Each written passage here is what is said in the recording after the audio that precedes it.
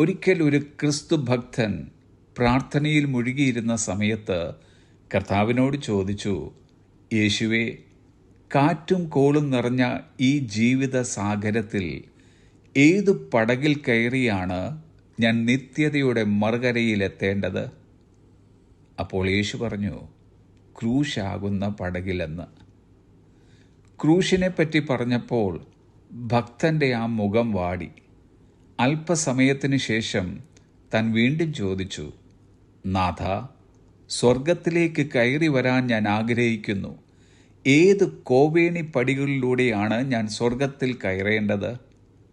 അപ്പോഴും യേശു പറഞ്ഞു, ക്രൂശാകുന്ന കോവേണി പടികളിലൂടെ.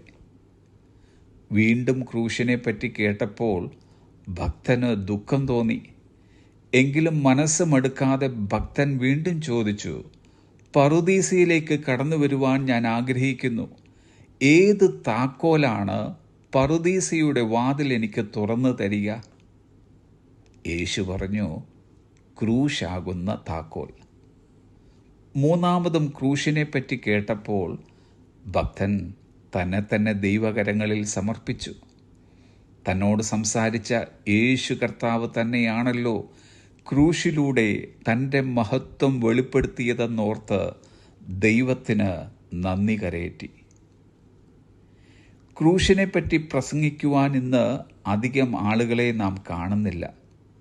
കഷ്ടതകളും പ്രതിസന്ധികളും രോഗങ്ങളുമില്ലാത്ത ഒരു സുവിശേഷം കേൾക്കുവാനാണ് ജനങ്ങൾക്കും ഏറെ താല്പര്യം. ഇത് 1-ാം നൂറ്റാണ്ടിലും ഉണ്ടായിരുന്ന ഒരു പ്രശ്നം തന്നെയായിരുന്നു. കൊരിന്ത്യ സഭയിൽ അപ്പോസ്തലനായ പൗലോസ് നേരിട്ട ഏറ്റവും വലിയ വിഷയം അതായിരുന്നു.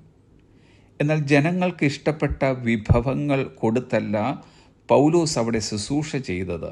പിന്നെയോ താൻ പറയുന്നു, യഹൂദന്മാർ അടയാളം ചോദിക്കുകയും യവനന്മാർ ജ്ഞാനം അന്വേഷിക്കുകയും ചെയ്യുന്നു, ഞങ്ങളോ ക്രൂശിക്കപ്പെട്ട ക്രിസ്തുവിനെ പ്രസംഗിക്കുന്നു എന്ന്. യേശു കർത്താവ് പഠിപ്പിച്ച സുവിശേഷവും മറ്റൊന്നല്ലായിരുന്നു.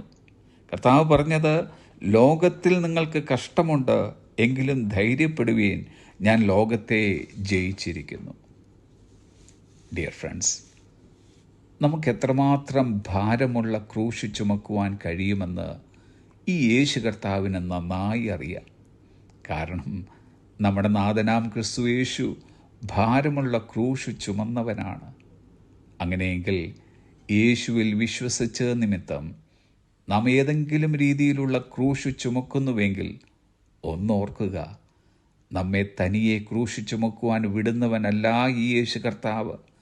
നമ്മുടെ ദുഃഖവും സഹനവും നന്നായി അറിയുന്നവനും നമ്മുടെ സഹായത്തിനായി നമ്മോടൊപ്പം എപ്പോഴും കൂടെയുള്ളവനുമാണ് നാം സേവിക്കുന്ന ക്രൂശിക്കപ്പെട്ടവനായ ഈ യേശു കർത്താവ്. Have a blessed day.